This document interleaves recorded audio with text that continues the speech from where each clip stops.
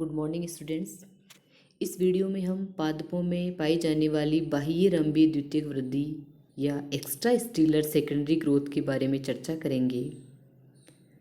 रंभीय क्षेत्र के बाहर होने वाली द्वितीयक वृद्धि को बाह्य रंभीय द्वितीयक वृद्धि या एक्स्ट्रा स्टीलर सेकेंडरी ग्रोथ कहा जाता है।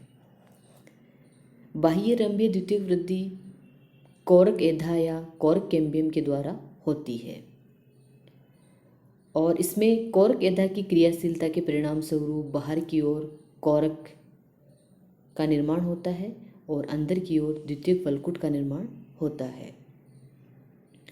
पिछले वीडियोज़ में हमने रंभीय क्षेत्र में होने वाली द्वितीयक वृद्धि के बारे में पढ़ा था कि यह वृद्धि वेस्कुलर कैम्बियम या संवहन एधा के द्वारा होती है और वेस्कुलर कैम्बियम अपने बाहर की ओर द्वितीयक फ्लोएम का निर्माण करती है और अंदर की ओर द्वितीयक जाइलम का निर्माण करती है।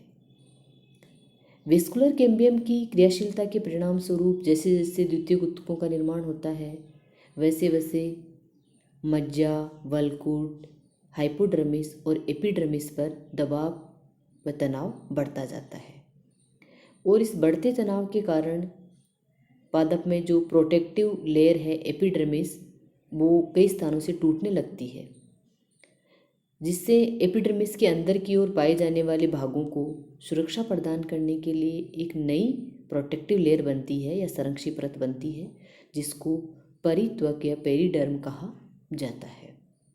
इसी परित्वक या पेरिडर्म का निर्माण कोरक कैम्बियम के द्वारा किया जाता है। देखिए परित्वक कैसे बनती है, फॉर्मेशन ऑफ पेरिडर्म। तो परित्वक या पेरिडर्म है वो बाह्य रंभीय क्षेत्र में बनता है।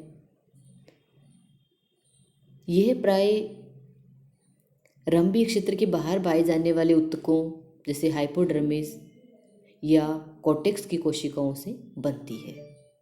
जैसा कि आप सभी जानते हो हाइपोडर्मिस और कोर्टेक्स जो है वो स्थायी ऊतक या परमानेंट टिश्यू से बने होते हैं, लेकिन जब पेरिडर्म का निर्माण होता है उस समय ये स्थायी ऊतक से बनी हुई कोशिकाएं पुनः विभज्योतकी हो जाती है और ये सक्रिय रूप से विभाजन करने लगती है और एक द्वितीयक पार्श्व विभज्योतक का निर्माण करती है।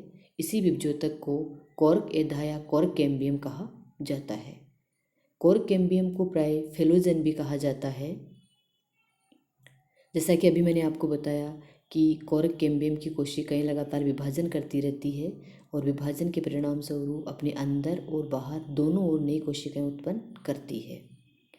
कोरक कैम्बियम के बाहर जो कोशिकाएं बनती है वे कॉर्क या काग का निर्माण करती है और कोरक कैम्बियम के अंदर की ओर जो कोशिकाएं बनती है वो सेकेंडरी कॉर्टेक्स या फेलोडर्म का निर्माण करती है। इस प्रकार देखिए कोरक कैम्बियम और इससे बनने वाले ऊतकों को सामूहिक रूप से पेरिडर्म या परित्वक कहा जाता है। यहाँ देखिए हम देखेंगे स्ट्रक्चर ऑफ पेरिडर्म। तो पेरिडर्म में देखो तीन चीज़ें शामिल है। सबसे पहले है कोरक कैम्बियम जिसको फेलोजन कहा जाता है और कोरक कैम्बियम की क्रियाशीलता से इसके बाहर की ओर बनता है कॉर्क जिसको फेलम कहते हैं और अंदर की ओर बनता है सेकेंडरी कॉर्टेक्स जिसको फेलोडर्म कहा जाता है। इन तीनों को कोरक कैम्बियम, कॉर्क और सेकेंडरी कॉर्टेक्स इनको सामूहिक रूप से पेरिडर्म या परित्वक कहा जाता है। एक बार फिर से रिपीट कर देती हूँ। कोरक कैम्बियम की क्रियाशीलता के परिणाम स्वरूप इसके बाहर की ओर कॉर्क बनता है, अंदर की ओर सेकेंडरी कॉर्टेक्स बनता है। तो कोरक कैम्बियम, इससे बनने वाले कॉर्क और सेकेंडरी कॉर्टेक्स इन तीनों को सामूहिक रूप से पेरिडर्म कहा जाता है। देखिए डायग्राम में जैसा कि मैंने अभी आपको बताया कि कोरक कैम्बियम का निर्माण एपिडर्मिस के नीचे स्थित कोशिकाओं से हो सकता है या हाइपोडर्मिस के नीचे स्थित वल्कुट की कोशिकाओं से हो सकता है या फिर वल्कुट की वो कोशिकाएं जो काफ़ी अधिक गहराई में स्थित होती है उनसे भी हो सकता है। यहाँ देखिए कोरक कैम्बियम का निर्माण जो डायग्राम आपके सामने है उसमें कोरक कैम्बियम का निर्माण एपिडर्मिस के नीचे स्थित कोशिकाओं से हो रहा है। और यहाँ देखिए कोरक कैम्बियम में बाहर की ओर कोरक का निर्माण कर रही है और अंदर की ओर सेकेंडरी कॉर्टेक्स का निर्माण कर रही है। इसी प्रकार यदि अपन दूसरा डायग्राम देखें तो इसमें कोरक कैम्बियम का निर्माण हाइपोडर्मिस के नीचे स्थित वल्कुट की कोशिकाओं से हो रहा है। और यही कोरक कैम्बियम भी बाहर की ओर कोरक बना रही है और अंदर की ओर सेकेंडरी कॉर्टेक्स का निर्माण कर रही है। एक अन्य डायग्राम आप देखिए जिसमें कोरक कैम्बियम का निर्माण वल्कुट की उन कोशिकाओं से हो रहा है जो काफ़ी गहराई में स्थित होती है। ये देखिए यहाँ पे कोरक कैम्बियम है, वो वल्कुट की उन कोशिकाओं से बन रही है जो काफ़ी गहराई में स्थित है।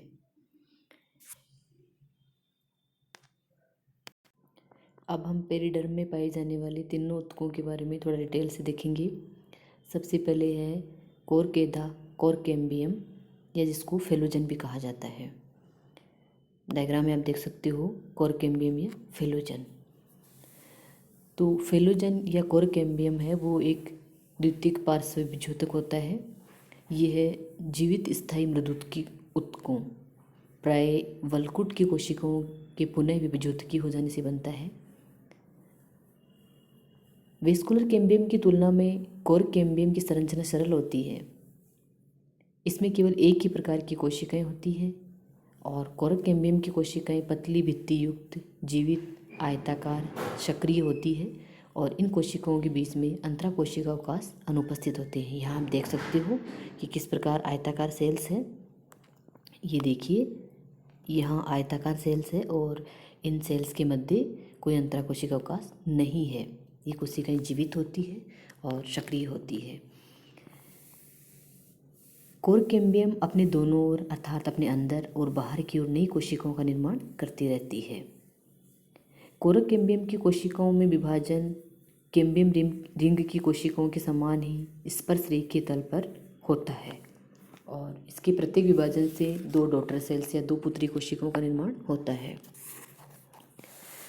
प्राय कोरक कैम्बियम अपने अंदर की ओर द्वितीयक वल्कुट की अपेक्षा बाहर की ओर कोरक का निर्माण अधिक मात्रा में करती है, अर्थात कोरक कैम्बियम की बाहर की ओर बनने वाला कोरक ज़्यादा बनता है और अंदर की ओर बनने वाला सेकेंडरी कॉर्टेक्स कम मात्रा में बनता है।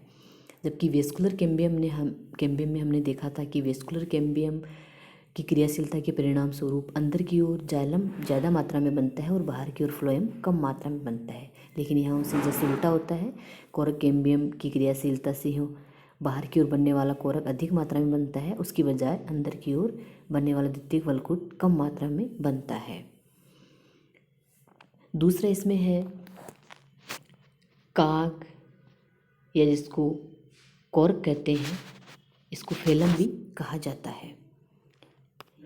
यानी कोरक कैम्बियम से बनने वाला कोरक जो बाहर की ओर बन रहा है, जिसको फेलम भी कहा जाता है।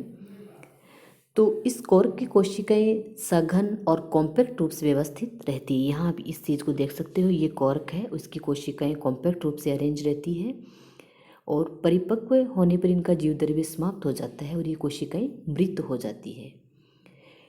इनकी कोशिकाएं अरीय पंक्तियों में विन्यासित रहती है। प्रारंभ में इन कोशिकाओं की भित्ति सेलुलोज से बनी होती है, परंतु परिपक्व होते समय इन भित्तियों पर सुबेरिन का जमाव हो जाता है और सुबेरिन का जमा हो जाने के कारण ये कोशिकाएं जल और गैसों के विनिमय के लिए अपारगम्य बन जाती है। इसके फलस्वरूप कोरक एक प्रभावी तथा द्वितीय प्रोटेक्टिव कवर का कार्य करता है, अर्थात कोरक जो होता है उसकी कोशिकाओं पर सुबेरिन का जमा हो जाने के कारण यह जल और गैसों के लिए अपारगम्य हो जाता है और एक प्रोटेक्टिव लेयर की भांति कार्य करता है। साथ ही कोरक है वो ऊष्मारोधी भी होता है। देखिए बोतलों पर लगाने वाला कोरक जिस पादप से प्राप्त होता है उसका नाम होता है क्वेरकस सुबर, यानी बोतलों के जो मुंह होता है उसके ऊपर लगने वाला कोरक क्वेरकस सुबर नामक पादप से प्राप्त होता है। कोरक में कोशिकाओं के समान मार्ग पाए जाते हैं।